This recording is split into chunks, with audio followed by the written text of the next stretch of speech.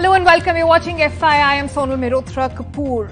This is the time when there's an IPO frenzy going on in the country.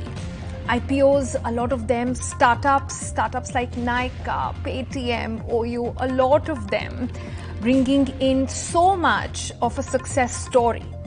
Now, every time a success story like this comes up, the men and women behind them, men and women who left their day-to-day 9-to-5 jobs and a regular income, left that aside to chase that one dream or that one idea that they really believed in. Every time you see a success like that come up, a lot of people sitting in front of their computer screens at work wonder, is this a life that I can lead as well? Am I currently in the right kind of job? Is this something I'm doing only for money? Is this my driver? A lot of you tackle this question, some very regularly. So we thought, if you are somebody who's looking at a switch in career, let's help you out. So let's get into our explainer for the day.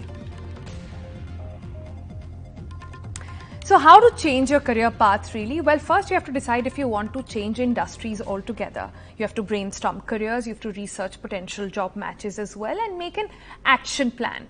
Also, what you need to figure out is that, is this a role that you want to change? Is this an industry you want to change?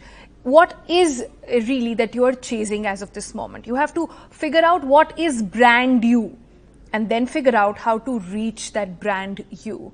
Consider educational resources as well to try and upskill yourself, maybe develop and get new ideas and new skills that can help you make that jump. Stay motivated and track your progress as well. That last bit, very tricky for a lot of people.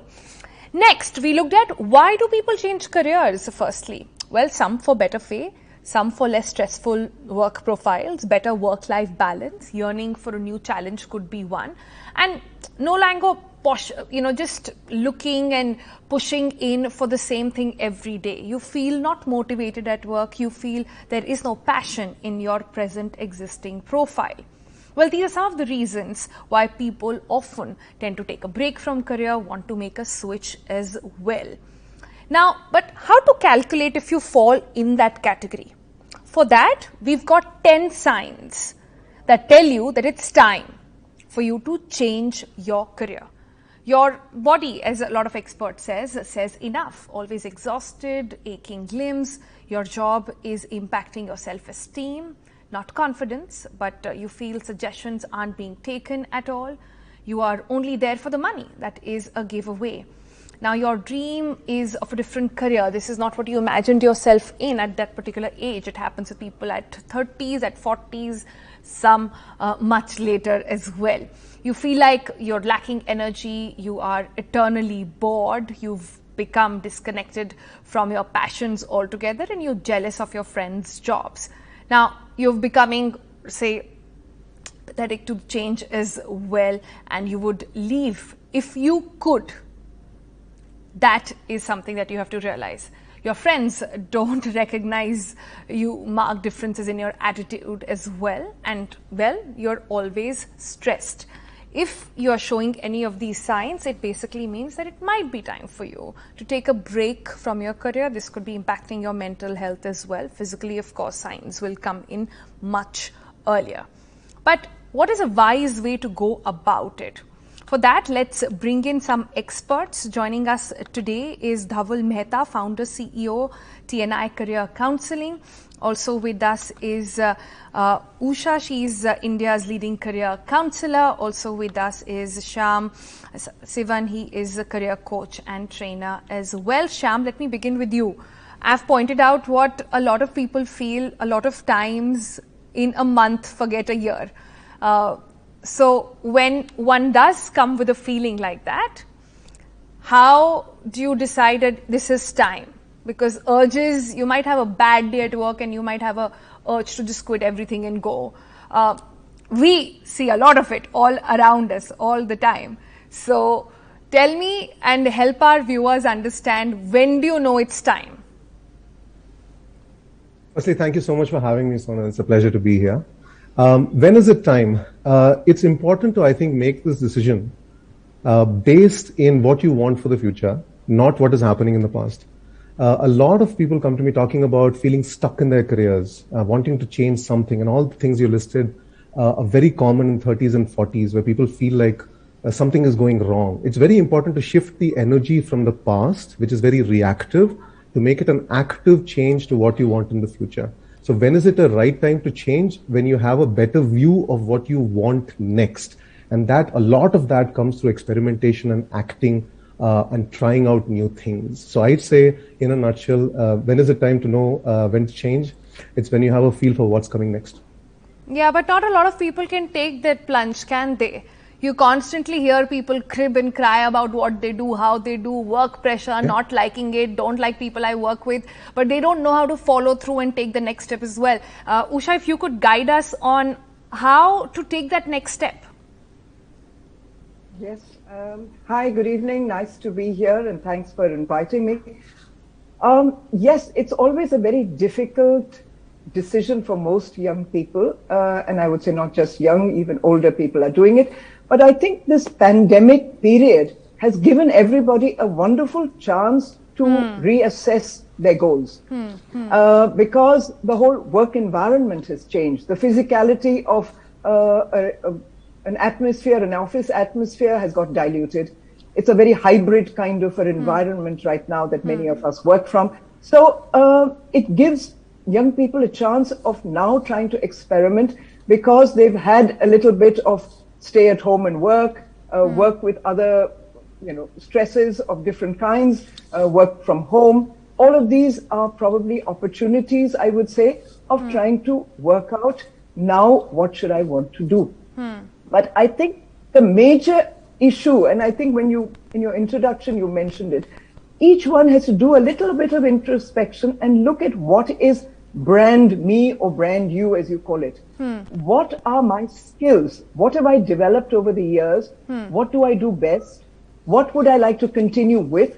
And then we can see that many of those skills, whatever skills we have, can be adapted to a different environment, a work environment, a different sector. So I think that is really the way to first start. And then, as Shyam said, yes, maybe we can look at other opportunities, do some experimentation, do an internship if you get a chance, maybe pick up a skill, do some training. Today, I'm surprised so many young people tell me about various, courses that they're taking online. And there is so much online that you can actually learn about and build your skills and upskill yourself. So I think all of these are really ways in which you can make a career change. All right. But Dhaval, easier said than done, isn't it? A lot of people have been feeling about it. They feel the need. Like I said, they crib and cry every day, but they don't follow through. And perhaps it is not so easy to follow through as well, to let go of a, running income and say that I'm going to take this time out and figure out what to do next. Especially the older you get, the closer, the mid-level managers actually face this the most. Those who have spent about 10 years or so in the industry thinking, now what? If I start from scratch, I'll have to go, start from the bottom in another industry altogether. That's always the sort of trade-off you have to make, and always sort of the last thing that stops you from taking that step. Absolutely. Thanks, Sonal, for having me here. And you're absolutely right about the fact that, professionals, and I feel just extending what Usha said, it's very true that this pandemic has actually given time, to experiment. And, I think that's one of the bigger areas which I would say you need to expand on is that time that they have got has allowed them to consider that they can switch to a career and they can actually do some research, they can upskill themselves, and they have these transferable skills. Going back, looking at what is not transferable versus what is, and building a list of that. So I would say that anything that you do, like relationship building, right? If you're actually working, whether you're a lawyer or someone who is in a career or a doctor, and maybe you want to be a health professional, right? And there are things which are transferable. So your learning as a doctor is transferable, and you want to move to a health professional.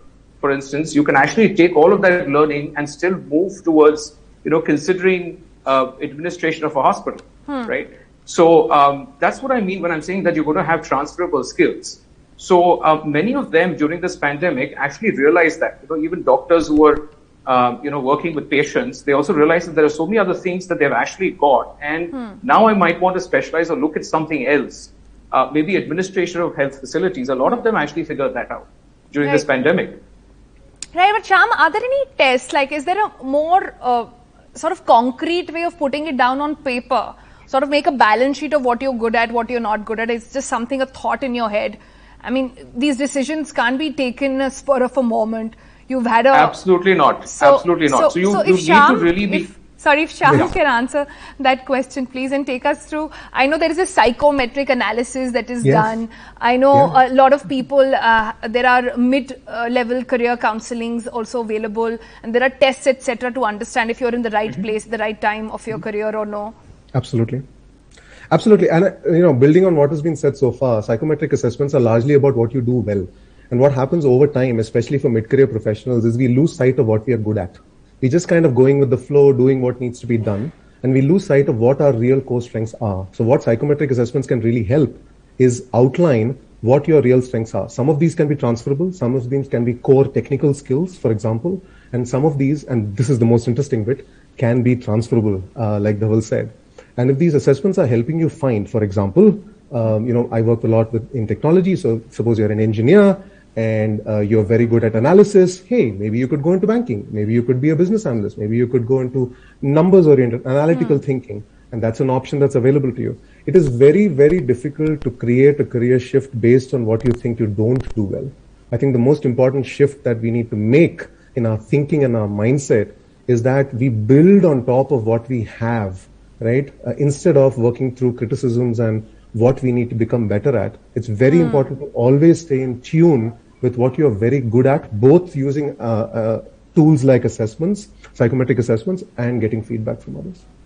All right. All of that, getting feedback, understanding what you're good at, what you're not good at. How many of us take a pause to actually understand and sort of take a score on that is a good question to ask. On that note, let's take a break. When I come back, every time we have this issue when it comes to career, we've often gone back to this ikigai mode to understand what is it that serves purpose to you. It helps, it gives you money, etc. Is that also a good way to analyze it? That we'll check out on the other side of this very quick break.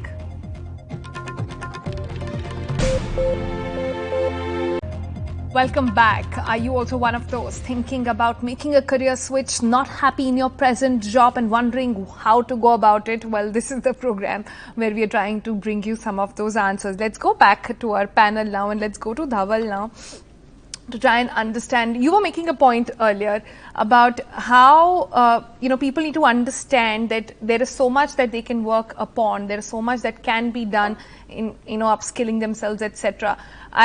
We often in the present scenario also see a situation where because of the pandemic, a lot of shift has happened in what people want out of their lives and what they want out of their job as well. For example, many saying that they don't want a job which requires them to be at work. They want that flexibility to work from home.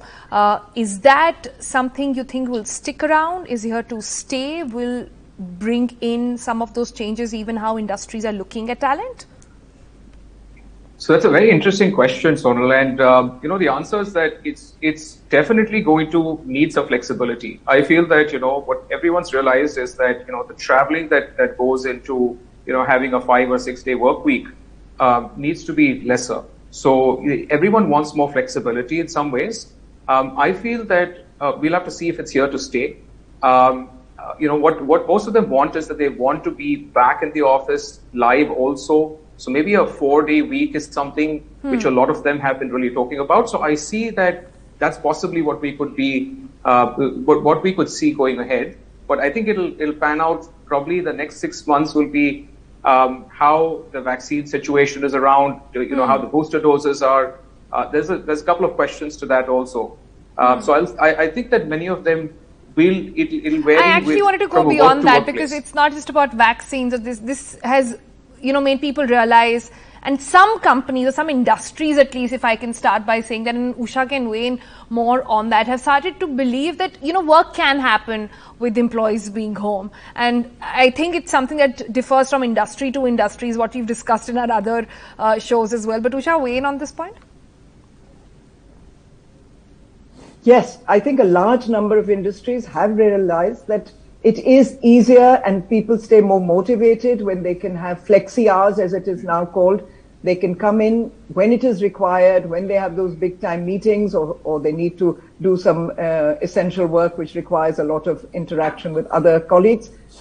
A lot of it is being done on various platforms, and a large part of it is being done through this, what is called today the hybrid system. But I think what I'm also looking at, and which I think a lot of young people are also looking at, is entrepreneurship and moving into sectors which they may not have thought about earlier. They have the skills, like we said, transferable skills. You have skills that can move, enable you to do things with those skills. You have huge interpersonal skills or communication skills, whatever it might be. You're working in one sector, it shows you opportunities, and you just say, okay, why don't I try doing a startup? And many young people are actually taking time off to try these out because the industries, some of them even give them that time to do that. Some, they know that they would still have a job. They've built themselves excellent careers, and they know that even if this one goes, I give this up now, I will have a chance of getting back if my new idea doesn't work out. But I'm seeing a large number of young people moving into entrepreneurship. It's and I think that is really the way forward. Yeah. Sorry to interrupt there. It's interesting you saying that, but Shyam, can you weigh in on and give us an update on the success rate when it comes to startups? Success rate of startups. All right. I think startups might be way ahead on the curve on this one. I think because there's a couple of seismic shifts that are happening. One shift is the personal shift for people, which is the great resignation that's happening. Everyone's kind of getting closer and closer to what they really want out of work. And they've realized that they want a balance. They want to, work is not, the entire identity, right? And the second, the seismic shift is at the business level, which is where I think startups have gone